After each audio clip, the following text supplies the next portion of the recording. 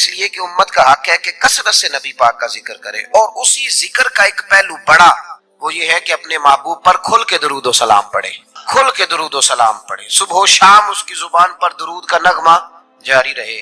اور حضور کا یہ حق ہے امت پر کہ امت اپنے نبی کی فرما برداری کرے، امت اپنے رسول کی فرما برداری کرے، اتباع کرے، اطاعت کرے، حضور علیہ السلام کے نقش قدم چلے۔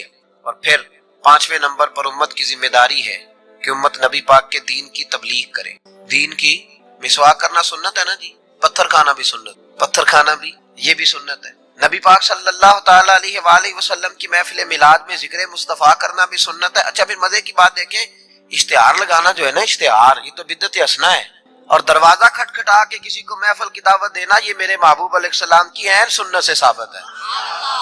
تو جس کا زیادہ اجر تھا نا اس طرف توجہ ہی نہیں، دروازہ کھٹکھٹا کے کہ بھائی آج محفل ہے، یہ وہ سنت ہے جو میرے محبوب نے طائف جا کے ادا کی تھی۔ لوگ کہتے ہیں بڑا خرچہ کیا، بھائی کیا خرچہ کیا ہے؟ کہتے ہیں میں 26,000 دے اشتہار چھاپے۔ بھائی سب سے زیادہ ضروری کام، بہت سارے ایسے بد مذہب ہیں، ان کے بڑے بڑے ایسے مبلغ ہیں جن کا آپ نے کبھی اشتہار نہیں دیکھا ہو، مجمع ہزاروں میں، اس لیے کہ وہ ان کا ہر بندہ اشتہار بن جائے، ہر بندہ۔ تو یاد رکھے نبی کریم صلی اللہ علیہ وسلم کا یہ حق ہے کہ امت محبوب کا ذکر کرے، تذکرہ کرے، دین کی تبلیغ کرے، اور حضور کے دشمنوں کے ساتھ بغض رکھنا یہ بھی نبی پاک کا حق ہے۔ ایسا نہیں ہو سکتا کہ ایک بندہ حضور کی بے ادبی کرے، توہین کرے، محبوب کے نواسوں کو باغی کہے، حضور علیہ السلام کے صحابہ کو برا کہے اور ہمارا یار بن جائے۔ یہ حضور کا حق ہے کہ ہم نبی پاک کے دشمنوں کے ساتھ اپنے دل کے اندر کجی رکھیں، ان سے بچیں۔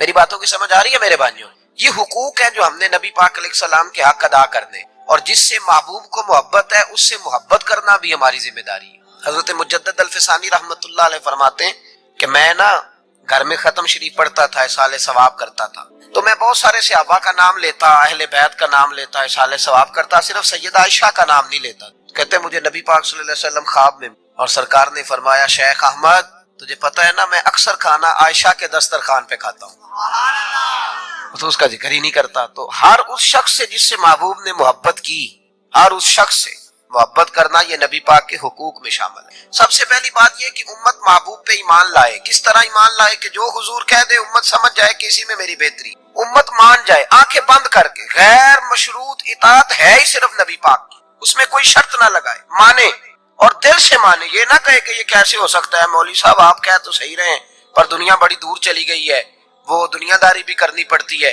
اس میں گنجائش تلاش نہ کرے۔ جو حضور کہہ دیں اس پہ ایمان لے آئے، جو نبی پاک فرما دیں اس پر ایمان لے آئے۔ نبی پاک صلی اللہ علیہ وسلم مکے سے ہجرت کر کے مدینے تشریف لا رہے تھے، حضرت ابوبکر صدیق ساتھ تھے۔ ابو جہل نے اعلان کیا کہ جو محبوب علیہ السلام کو معاذ اللہ گرفتار کرے گا 100 سرخ اونٹ ملیں گے۔ اور بھی بہت سارے لوگ آئے، سراقہ بن مالک بھی گھوڑا لے کے آئے، حضور تک پہنچ گئے۔ نبی پاک علیہ السلام کا اختیار زمینوں پہ بھی چلتا ہے، آسمانوں پہ بھی چلتا ہے۔ سرکار دو عالم صلی اللہ تعالی وسلم کو گرفتار کرنے لگے تو حضور نے زمین کو حکم دیا، زمین نے سراقہ بن مالک کے گھوڑے کی ٹانگیں پکڑ لی، گھوڑا اندر دھسنے لگا تو سراقہ کہتے ہیں میرے اندر سے آواز آئی یہ اللہ کے سچے نبی ہیں، لیکن ابھی میں پورا مانا نہیں۔ کہتے ہیں میں نے عرض کی کہ حضور مجھے معاف کر دیں، تو معاف کرنا تو میرے محبوب کا طریقہ ہے نا۔ کہتے ہیں معافی مانگی تو محبوب نے اسی وقت فرمایا جا تجھے معاف کیا۔ سراقہ کہتے ہیں میں نے پھر جرت کی، پھر بڑھنے لگا، پھر زمین نے میرے گھوڑے کو پکڑ لیا، ٹانگیں اندر دھسنے لگی۔ البدایہ ون نہایا اٹھا کر کے دیکھیے محبوب پاک سید عالم صلی اللہ علیہ وسلم نے دوسری دفعہ جب زمین میں اس کا گھوڑا دھسنے لگا تو پھر عرض کرنے لگے حضور معاف کر دیں، فرمایا جا تجھے معاف کیا۔ سراقہ کہتے ہیں آواز اندر سے آئی پر ابھی میں پورا مانا۔ آواز تو ہمارے اندر سے بھی روز آتی ہے کہ بدل جانا چاہیے، ہمیں دین کی طرف آ جانا چاہیے، پر ہم بھی تجربے ہی کرتے رہتے ہیں۔ اللہ ماشاءاللہ کہتے ہیں 3 دفعہ ایسا ہوا، 3 دفعہ نبی پاک نے معاف کیا، پھر میرے اندر سے آواز آئی کہ یہ اللہ کے سچے رسول ہیں۔ جب تیسری دفعہ معاف کیا تو محبوب مسکرانے لگے۔ ایک کسرا کا بادشاہ تھا، توجہ ہے میری بات پر، کسرا کا ایک بادشاہ تھا تو ہاتھوں میں کنگن پہنتا تھا، موٹے موٹے سونے کے کنگن۔ وہ جب بات کرتا نا تو کنگن ہلتے، جس طرح ہمارے حکمرانوں کے بڑے للے تو للے نہیں۔ آپ کا ایک ایسا وزیر اعظم گزرا ہے جو دلی سے کپڑے خرید اور آسٹریلیا سے سلوایا کرتا ہے، یہ غریب قوم کے حکمران۔ چلے خیر ان کی میں کیا بات کروں، اب تو پیروں کی گاڑی بھی 1.5 کروڑ کی آتی، ان کی میں کیا بات کروں۔ اب تو لوگوں کو فقر کا درس ہے، دنیا کو کہتے ہیں فقیر ہوتے جاؤ خود امیر ہوتے جاؤ۔ اب تو یہاں بھی حال بڑا اللہ ماشاءاللہ عجیب ہے، اس طرف کیا جاؤں، یہاں بھی رونا بڑا سخت ہے۔ غریب سادہ تو رو رو کے ہو گیا تائب، काश इस पीरे मुगा को भी मिल जाती तौबा की तौफीक। और इकबाल ने कहा ये नजराना नहीं, ये सूद है पीर जो लगाया हुआ है, टैक्स। आए हो तो क्या लेके आए हो, आमदाम बरसरे मतलब। वो किसरा का बादशाह जो था वो कंगन पहनता था, जब बात करता था तो बजते थे, तो मशहूर बड़े थे कि उसके कंगन है भाई।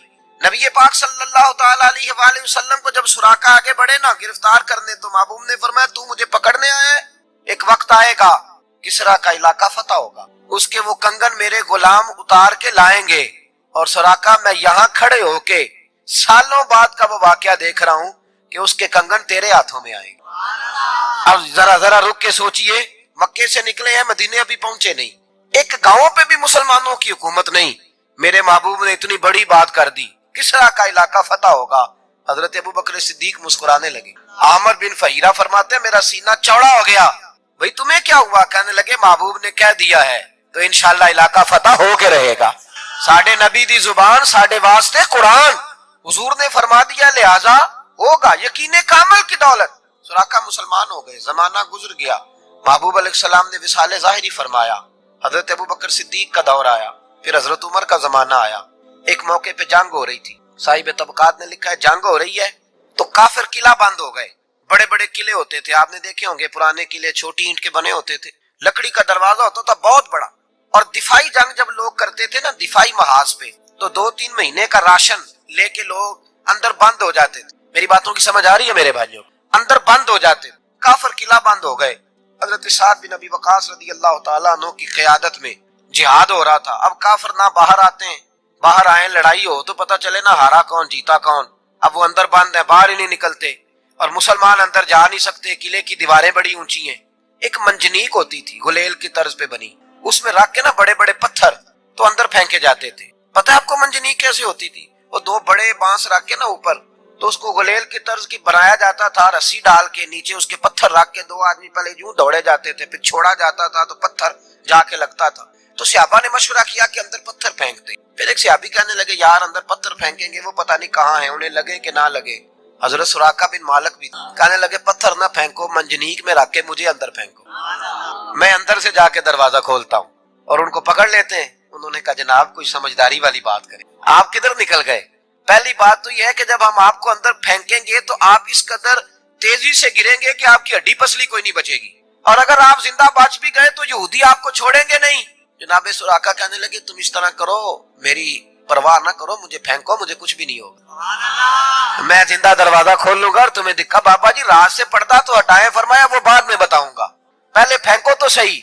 जबरदस्ती का फेंको, डाला अंदर मंजनीक के अंदर, फेंका, थोड़ी देर गुजरी तो हजरत सुराका दरवाजा खोल के बाहर आ गए।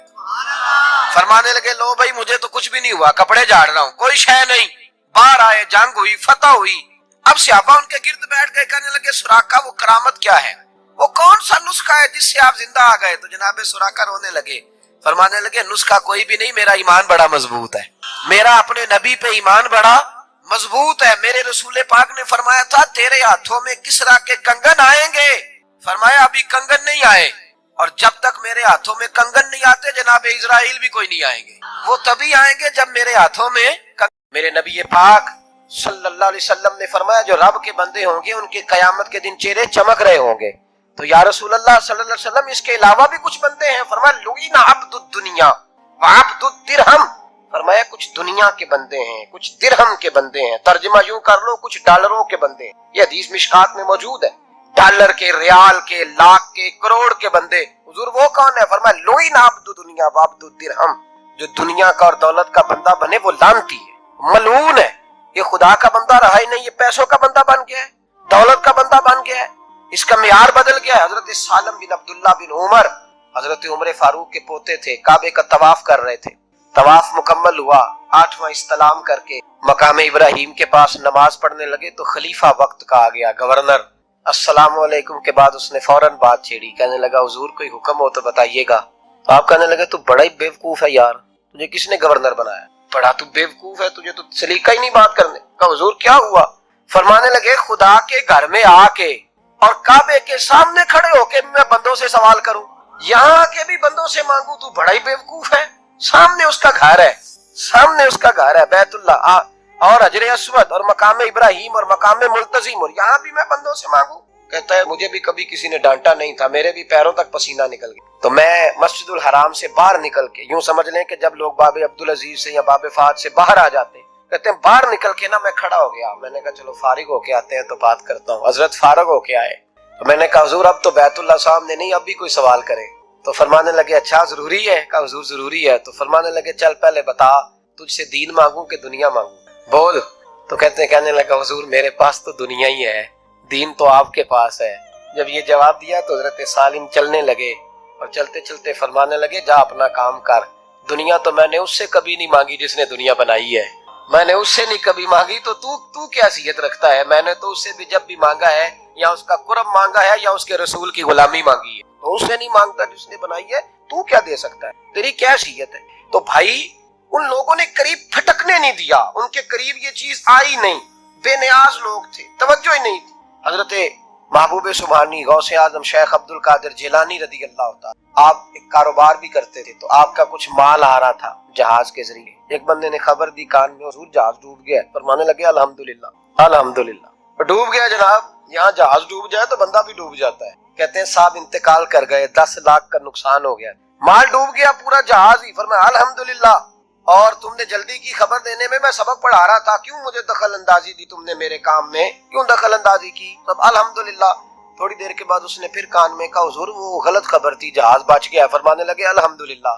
پھر شاگردوں سے کہنے لگے میرا چہرہ دیکھ رہے تھے پہلی خبر کے بعد بھی، اس خبر کے بعد بھی؟ کہا حضور دیکھ رہے تھے۔ فرمایا کوئی تبدیلی تو نہیں آئی؟ کہا حضور نہیں۔ فرمانے لگے شکر الحمدللہ، رب نے میرا دل دولت سے نہیں جوڑا، اپنی ذات کے ساتھ جوڑ کے رکھا ہوا ہے، تبدیلی تو نہیں آئی۔ یہاں تو ٹینشن ہی ٹینشن ہے، ڈپریشن ہی ڈپریشن، اور بات کس کی ٹینشن ہے؟ پیسے کوئی نہیں، دولت کوئی نہیں، کوئی چکر چل جائے نا کبھی، اس سے بھی کبھی پوچھ جس کے پاس ہے وہ تجھ سے زیادہ غریب ہے، اس سے کبھی پوچھ وہ تجھ سے زیادہ آزمائش میں ہے۔ غریب شہر تو فاقوں سے مر گیا، لیکن امیر شہر نے ہیرے سے خودکشی کر لی، اس کو بھی تو پوچھ اس کا کیا حال ہے۔ دانش منداں دا کم نہیں، دل دنیا نہ لانا، اس ووٹی کئی خامد کی تے جو کیتا سو کھانا۔ یہ تو کام ہے اس کا، بڑے آئے بڑے چلے گئے، بڑے آئے بڑے نکل گئے، توجہ ہی نہیں، مزاج ہی نہیں۔ حضرت مولا علی شیر خدا، علی المرتضیٰ، امام الاولیاء، صاحب صدق و صفا، داماد مصطفیٰ صلی اللہ علیہ وسلم، اسد اللہ، حضرت علی شیر خدا رضی اللہ تعالیٰ عنہ کوفے کے چوک میں کھڑے تھے، تو کہہ رہے تھے یار میری نہ طامت پرانی ہو گئی ہے، یہ میں نے زرہ بیچنی ہے، کوئی بندہ مجھ سے خرید لو تاکہ میں نئی طامت لے لوں۔ ایک بندہ کان میں کہنے لگا حضور طامت کے پیسے بھی نہیں؟ فرمانے لگے پیسوں کو چھوڑ، علی کا سینہ دیکھ، اللہ نے ایمان کی دولت سے بھرا ہوا ہے، پیسے اہمیت نہیں رکھتے، ان کی وہ اہمیت نہیں جو دنیا نے بنا لی۔ فرمایا ضرورت نہیں تھی، اب ذرا احساس ہوا ہے کہ زیادہ ہی پھٹ گیا ہے، پردہ نہیں صحیح طرح پورا کرتا، تو میں نے کہا چلو زرہ بیچ کے نیا لے لے۔ ضرورت نہیں، مزاج نہیں، طبیعت نہیں، انہوں نے ماحول نہیں بنایا، ہمارے تو حد ہو گئی، اتنا بری حالت ہے کہ ناقابل برداشت۔ حضرت عمر فاروق رضی اللہ تعالیٰ عنہ صحابہ نے مسجد نبوی میں بیٹھ کے میٹنگ کی، عمر کی تنخواہ بڑی تھوڑی ہے مال غنیمت میں سے، اب تو عمر کے پوتے بھی ہیں، نواسے بھی ہیں، رشتہ داریاں بھی ہیں، تعلق بڑھ گئے ہیں، اور عمر فاروق بوڑھے بھی ہو گئے۔ میٹنگ ہوئی مسجد میں، اس طرح کریں کہ عمر کا کچھ تھوڑا سا نا مشاعرہ، کچھ تنخواہ، کچھ خدمت، کچھ وظیفہ بڑھا دے۔ بات طے ہو گئی، جب مکمل ہو گئی تو کہنے لگے یہ بتاؤ شہر سے بات کس نے کرنی ہے؟ ادھر جائے گا کون؟ پہلے اس کا نام تو بتاؤ، وہاں جائے گا کون؟ تو انہوں نے کہا یہ تو ہم نے سوچا ہی نہیں، بات تو بڑی تگڑی ہے، عمر سے کون بات کرے گا؟ یہاں جتنا مرضی تگڑا پیر ہو، آپ نذرانہ لے کے جائیں، مسئلہ ہی کوئی نہیں، ابھی کسی کو کہنا پڑا ہے؟ تو کہتے ہیں جناب کون بات کرے گا؟ تو ایک صحابی کہنے لگے کہ حضرت عمر رضی اللہ تعالیٰ عنہ کی جو صاحبزادی ہے نا حضرت حفصہ رضی اللہ تعالیٰ، وہ ام المومنین بھی حضور علیہ السلام کی زوجہ ہے، مومنوں کی ماں ہے، ان سے کہتے ہیں، اور ان کے والد بھی ہیں۔ تو حضرت حفصہ سے کہا تو جناب حفصہ چل کے گئیں حضرت عمر کے پاس، جا کے کہا ابا جی ایک بات کرنی تھی۔ انہوں نے کہا بیٹے کرو، تو ان کو بھی پتا تھا نا جاہو جلال کا۔ کہنے لگے ابا جی مسجد نبوی میں صحابہ کی میٹنگ ہوئی ہے، ایک ہی محلے میں ایک ہی شہر میں لوگ رہتے ہیں، تو ایک دوسروں کی خرچوں کا ضروریات کا پتہ ہے۔ کہتی ہے میں نے پس منظر سارا کر کے بات کی، میں نے کہا سب کو پتہ ہے کہ آپ کے خرچے بڑے بڑھ گئے ہیں، تو مجھے نا انہوں نے حضور کی زوجہ سمجھ کے، قابل احترام سمجھ کے میری ذمہ لگایا ہے کہ تھوڑے سے پیسے آپ کے بڑھانے ہیں۔ تو حضرت عمر فاروق رضی اللہ تعالیٰ عنہ کی صاحبزادی کہتے ہیں عمر کو اتنا جلال آیا کہ اٹھ کے کھڑے ہو گئے، کہنے لگے حفصہ ان لوگوں کے نام بتا، میں انہیں دروں سے ماروں گا، اور اس طرح ماروں گا کہ ان کی کمر پہ نشان پڑے، ان کی کمروں پہ نشان پڑے، اس انداز میں درے ماروں گا کہ مجھے زخم نظر آئے۔ ابا جی اتنا جلال کس بات کا، سادی سی بات ہے۔ تو سیدنا عمر فاروق رو پڑے، کہنے لگے سادی سی بات ہے، میرے لیے مسجد نبوی میں بیٹھ کے میٹنگ ہوتی رہی کہ عمر کو دولت دینی ہے، لوگوں نے یہ مجھے سمجھ لیا ہے، مسجد نبوی میں بیٹھ کر میرے لیے یہ میٹنگ ہوتی رہی کہ عمر کو پیسے دینے ہیں، اس کو دولت کے ساتھ ہم نے نواز رہے، مسجد نبوی میں میرے لیے کس کو یہ جرت ہوئی؟ فرمایا حفصہ کاش کہ تو میرے پاس پیغام لے کے نہ آتی، کوئی اور آتا اور پھر میں اسے دروں سے مارتا۔ حضرت حفصہ کہتی ہے میں خاموش ہوئی تو میری طرف دیکھ کے فرمانے لگے بتا نا تو نبی پاک کے گھر میں رہتی تھی، میرے مصطفیٰ کا طریقہ کیا تھا، کرنا بات اس طریقے پہ میرے ساتھ گفتگو کر۔ حضرت حفصہ کہتی میں رو پڑی، میں نے کہا ابا جی غلطی ہو گئی، آئندہ نہیں کروں گی۔ بھائی معیار بنایا ہوا تھا، آپ یقین کریں ہمارے تعلقات آپ شادی پہ دیکھ لیں، جو غریب رشتہ دار ہے اسے کون بنانے جاتا ہے، لیکن ساری برادری کٹھی اس کے دروازے پہ بیٹھی ہے، جس نے آنا ہے تو کچھ لے کے آنا ہے، ہر چیز دولت میں تلے گی، معیار ہی دولت بن گیا ہے، مقصود ہی دولت بن گیا ہے۔ اس پیسے نے، اس دنیا داری نے، دنیا دار پجاری زردے کتیاں دے گل ٹلی ہو، اتنا سخت رویہ لوگوں نے اپنا لیا، رشتوں کا تقدس نہیں رہا۔ ایک مجلس میں نے ایسا رنگ بھی دیکھا، ایک ایسا شخص جسے میں ذاتی طور پہ جانتا ہوں کہ عالم بھی ہے، پرہیزگار بھی ہے، نیک بھی، وہ بھی بیٹھا تھا اور اس کے ساتھ ایک سیٹھ بھی بیٹھا تھا، لیکن جو لوگوں کا عقیدت کا رشتہ اس درویش کے ساتھ ہونا چاہیے تھا وہ سیٹھ کے ساتھ تھا۔ تو میں غور کر رہا تھا کہ یار قوم کا ذہن کس طرح کا ہو گیا، صرف اس کے ہاتھ میں پیسے، دولت مند ہے، اس آدمی کی درویشی بھی گئی، علم بھی گیا، تقوی بھی گیا، صرف پیسے نہیں ہے اس کے پاس تو وہ کونے میں لگا ہوا ہے اور اس سے لوگ بچ بچ کے سلام۔ اور میں کہا کرتا ہوں عقیدت کا پتہ چلتا ہی تب ہے جب اجتماع ہوتا ہے، اکیلے درویش بیٹھے ہیں تو سب جھک کے سلام لیتے ہیں، اور جب وہ 2 MNA کے بیچ، 3 MPA کے بیچ، 5-7 سیٹھوں کے بیچ بیٹھے گا پھر تیری عقیدت کا پتہ چلے گا، پھر پتہ چلے گا تیرا اللہ کے بندے سے رشتہ کس طرح کا ہے اور دولت کے بندے کے ساتھ رشتہ کس طرح۔ ہمارے رویوں کے اندر یہ فرق ہے کہ ہم اس وقت آدمی کو تولتے ہیں کہ اس کے پاس دولت کس طرح کی ہے۔ وقت کے امیر تھے حضرت عمر بن عبدالعزیز، توجہ ہے میری بات پر، حضرت عمر بن عبدالعزیز بادشاہ تھے۔ اب ہم لوگوں نے بھی بچوں کا بہانہ لگایا ہوا ہے نا، بس جی وہ میں چاہتا ہوں بچوں کا کچھ بن جائے، تو بچے بالغ ہو گئے تو کرانا رجسٹریاں ان کے نام، فارغ ہو جاؤ، آ جاؤ مسجد میں چھوڑو، لیکن پھر بھی کنجیاں دینے کو دل نہیں کرتا، پھر بھی بابا جی کی پیالیوں سے مرنے کے بعد پیسے نکلتے ہیں، پھر بھی ان کے تکیے کے بیچ سے بھی کچھ وہ نوٹ نکل آتے ہیں جو اب چلتے بھی نہیں، گزر گیا زمانہ، جو لگتے ہی نہیں، بزرگ ناراض نہ ہو جائیں، لیکن جو بات کر رہا ہوں بہرحال اس کے پیچھے کچھ پس منظر ہے، یہ بھی بہانہ ہے۔ بینک بیلنس اپنے نام، زمین جائیداد ساری اپنے نام، اور کمائی کس کے لیے کر رہا ہے؟ بچوں کے لیے۔ نام کس کا لے رہا ہے؟ بچوں کا۔ یہ کس طرح کا بہانہ نہ لگاؤ، صاف کہو کہ اپنے لیے کما رہا ہوں، صاف کہو، کیوں بچوں کا نام لیتے ہو جب ہر چیز کی کنجی تو رکھی ہوئی ہے باندھ کے اپنے ساتھ۔ حضرت عمر بن عبدالعزیز بادشاہ تھے، آواز دی، گھر میں بیٹھے، بیٹی پانی کا پیالہ تو لاؤ، بیٹی خاموش ہو، ساتھ والا کمرہ بیٹی کا، پھر آواز دی، بیٹے سن رہی ہو؟ ابا جی سن رہی ہوں، پانی کا پیالہ دینا، بیٹی خاموش ہو گئی، تیسری آواز دی تو زوجہ پانی لے کے آ گئی، میں کہا حضور پانی۔ حضرت عمر بن عبدالعزیز کو غصہ آیا، کہنے لگے بچے کس لیے ہیں، وہ خود کیوں نہیں آئی؟ اب اتنی نافرمان ہو گئی ہے کہ ایک پیالہ پانی کا باپ کو نہیں دے سکتی، کیوں نہیں آئی؟ تو زوجہ کہنے لگی چلیں درگزر کریں۔ اس نے کہا ابا کو نہیں بتانا، پی لے۔ کیوں نہیں بتانا؟ بتاؤ کیوں نہیں آئی؟ میں نے اس کو پکارا تھا، تمہیں پکارتا تو تم آتی، تمہیں بتانا پڑے گا۔ جب بات ذرا آگے بڑھی تو ماں تھی نا، بات بیٹی کی تھی، تو اماں رو پڑی، آنکھوں میں آنسو آئے۔ کہا کیوں روئی ہو؟ کہنے لگی بیٹی کا پاجامہ پھٹ گیا، دوسرا ہے نہیں، اور آپ لے کے بھی نہیں دیتے، کمرے میں بیٹھ کے تو پاجامہ سی رہی ہے، تو کہہ رہی تھی ابا کو بتانا نا، انہیں تکلیف ہوگی، تو وہ اس کے پاس دوسرا ہوتا تو آ جاتی، ایک ہی تھا، تو اس لیے نہیں آئی۔ حضرت عمر بن عبدالعزیز اٹھے، سر سجدے میں رکھا، کہنے لگے یا اللہ تیرا شکر ہے، تو نے میرے بچوں کو بقدر ضرورت روزی عطا فرمائی ہے، یا اللہ تیرا شکر ہے۔ ایک روایت میں نے پڑھی، کلیجہ منہ کو آیا، مصطفیٰ کریم بیٹھے تھے، تو سیدہ عائشہ صدیقہ رضی اللہ تعالیٰ نے عرض کی یا رسول اللہ صلی اللہ علیہ وسلم، وہ دیکھیں سیدہ فاطمہ آ گئی ہیں، وہ دیکھیں بی بی صاحبہ بغیر بتائے آ گئیں۔ حضرت فاطمہ الزہرا آئی، انہوں نے فرمایا فاطمہ بغیر اطلاع کے، حضور چھوٹا سا کام تھا، کیسے آئی ہو؟ تو بی بی صاحبہ نے نا، عورتوں کا پلو ہوتا ہے نا چادر کا، پلو کھولا تو ایک روٹی بندھی ہوئی، ایک روٹی چادر میں، یہاں لوگ زیور باندھتے ہیں، دولت باندھتے ہیں، ایک روٹی حضرت فاطمہ نے پلو میں باندھی، کھول کے پیش کی، کہا بیٹے یہ کیا ہے؟ کہا ابا جی کئی دنوں سے گھر میں روٹی نہیں پکی تھی، آج علی کچھ جون لائے تھے، پیسے ہیں، چند روٹیاں بنی ہیں، تو بچوں نے تو کھا لیا، تو میرے سامنے بھی ایک روٹی آئی تھی، میں نے لقمہ توڑا ہے تو مجھے خیال آیا پتہ نہیں مصطفیٰ نے کھایا ہے کہ نہیں کھایا، پتہ نہیں حضور نے روٹی کھائی ہے کہ نہیں، میں لے کے حاضر ہو گئی ہوں، مہربانی فرمائیں۔ فرمایا بیٹے بیٹھ جا۔ حضرت فاطمہ بھی بیٹھ گئی، سیدہ عائشہ کہتی ہیں حضور بھی بیٹھ گئے۔ فرمایا فاطمہ کتنے دنوں سے نہیں کھایا؟ عرض کی حضور 3 دن سے۔ فرمایا بیٹے میں نے 5 دن سے نہیں کھایا، آ جا، دونوں باپ بیٹی مل کے کھاتے ہیں۔ روٹی 2 حصوں میں حضور نے بانٹی، فرمایا چل آدھی تو کھا آدھی میں کھاتا ہوں۔ حضرت فاطمہ نے لقمہ توڑ کے منہ میں رکھا تو رو پڑی، حضور 5 دن سے نہیں کھائی۔ فرمایا بیٹے چپ کر، ہمارا دنیا سے کیا تعلق، ایک پل رہ گیا ہے، بس اللہ پھر جنت کی ساری نعمتیں عطا فرمائے، رونے والی بات ہی نہیں ہے اس میں، بس ہمارا کیا تعلق، ایک پل ہے، پھر مالک بڑا کچھ عطا کرے گا۔ او بھائی، جو کائنات کے مالک و مختار تھے، جو ابرو کا اشارہ کرے تو حضرت جبریل جنت کی نعمتیں لے کے آ جائیں، انہوں نے تو دنیا کی جانب توجہ ہی نہیں کی، ان کا تو خیال ہی نہیں آیا، دنیا ہی دنیا، دولت ہی دولت، ہر آدمی دولت کے ترازو میں تلنے لگا ہے۔ اب تو کلیجہ پھٹتا ہے، اب تو لوگ پوچھتے ہیں، اور میں کبھی کبھی بڑا مجبور ہوتا ہوں، آزمائش میں آ جاتا ہوں۔ لوگ کہتے ہیں جناب آپ سے کچھ قرآن کی آیات سننی ہے، آپ کتنے پیسے لیں گے؟ کچھ حدیثیں سننی ہے، کیا اس کا معاوضہ ہوگا؟